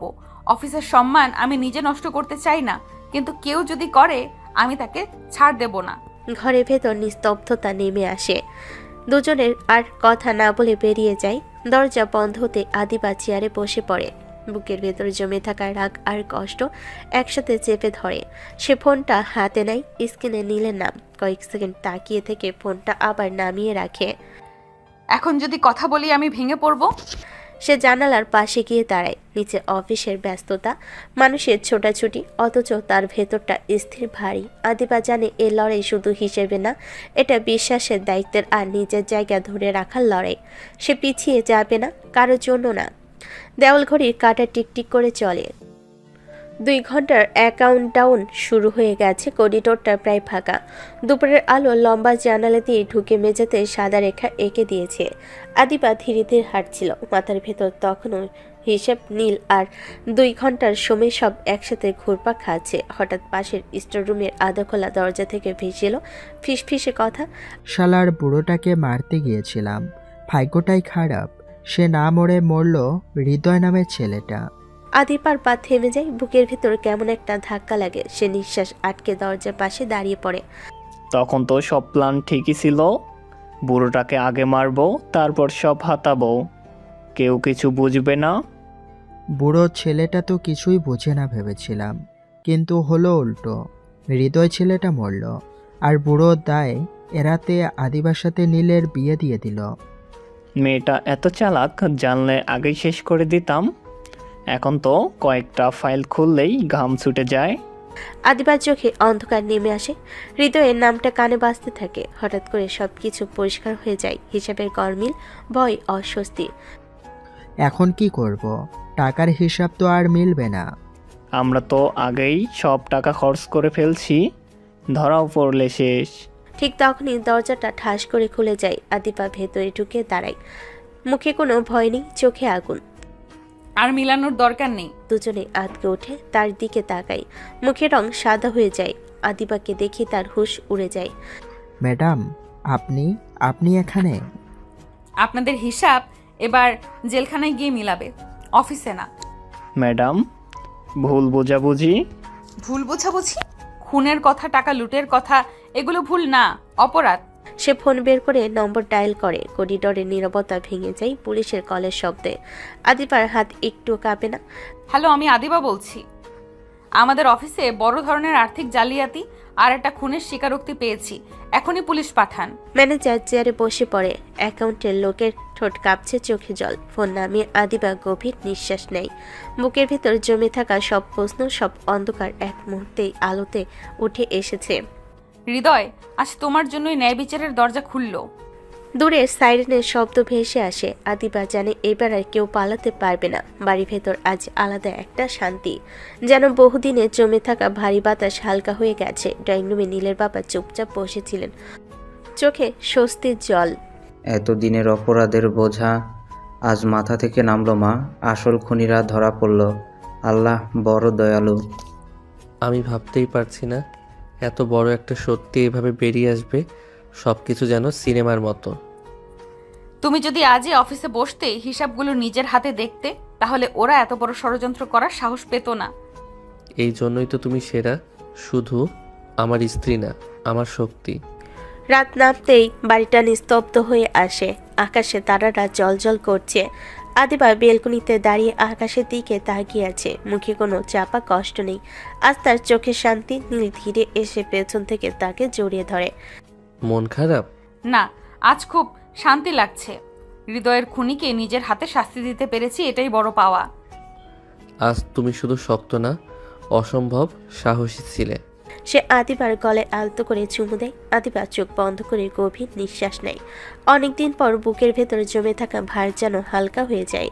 নীল আদিবাকে কাছে টেনে নেয়, ধীরে ধীরে তাকে কোলে তুলে বিছানার দিকে নিয়ে যায়। বিছানায় বসিয়ে দুহাতে তার মুখ ধরে চোখের দিকে তাকায়। আজ আমাকে একটু শান্তি দাও সোনা, আজ সত্যি ক্লান্ত হয়ে পড়েছি। আদিবার নরম হাসি দেয়, তার চোখে ভালোবাসা, বিশ্বাস আর ভরসা। নীল আলতো করে আদিবার কপালে চুমু দেয়, তারপর ঠোঁটে।